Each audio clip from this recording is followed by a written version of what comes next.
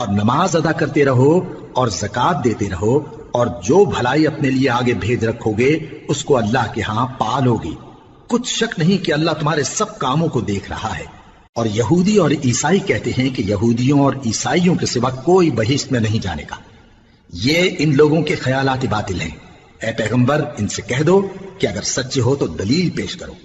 ہاں کیوں نہیں، جو شخص اللہ کے آگے گردن جھکا دے یعنی ایمان لے آئے اور وہ نیکوکار بھی ہو تو اس کا صلہ اس کے پروردگار کے پاس ہے، اور ایسے لوگوں کو قیامت کے دن نہ کسی طرح کا خوف ہوگا اور نہ وہ غمناک ہوں گے۔ اور یہودی کہتے ہیں کہ عیسائی رستے پر نہیں، اور عیسائی کہتے ہیں کہ یہودی رستے پر نہیں، حالانکہ وہ کتاب الہی پڑھتے ہیں۔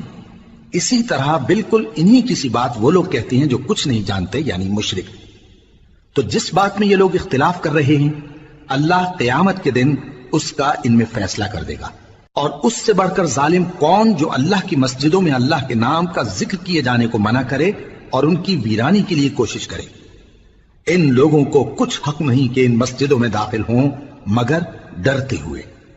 ان کے لیے دنیا میں رسوائی ہے اور آخرت میں بڑا عذاب۔ اور مشرق اور مغرب سب اللہ ہی کا ہے، تو جدھر بھی تم رخ کرو ادھر ہی اللہ کی ذات ہے۔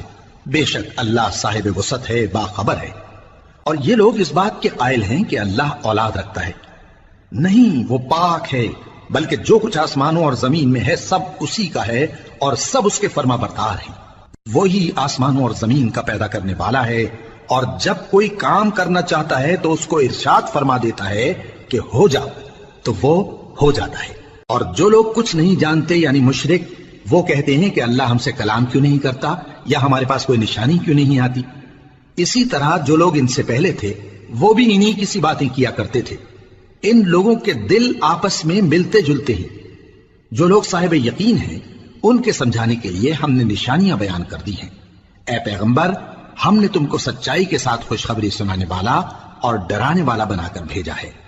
اور اہل دوزخ کے بارے میں تم سے کچھ پرسش نہیں ہوگی، اور تم سے نہ تو یہودی کبھی خوش ہوں گے اور نہ عیسائی، یہاں تک کہ ان کے مذہب کی پیروی اختیار کر لو۔